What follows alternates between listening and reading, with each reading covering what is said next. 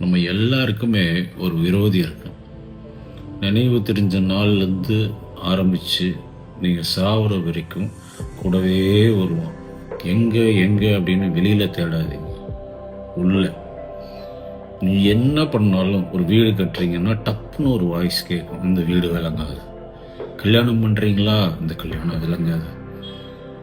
இந்த குழந்தைய பார்க்கும்போதே ஐயோ ஏதாவது லாரி மோதி சேர்த்துருவோம், இதில் என்ன இதில் ஏதாவது ஆகிடுமோ கூடவே ஒன்று அதை பற்றி நெகட்டிவாக பேசிக்கிட்டே இருக்கும்.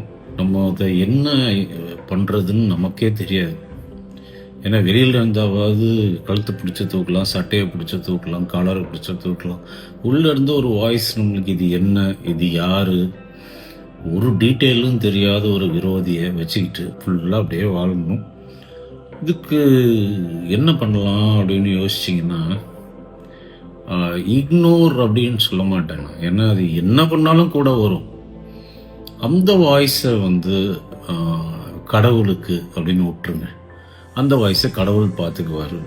As simple as that. எது நெகட்டிவாக வந்தாலும் கடவுளே அதை நீ பார்த்துக்கோ, டப்புன்னு சொல்லி பழகுங்க.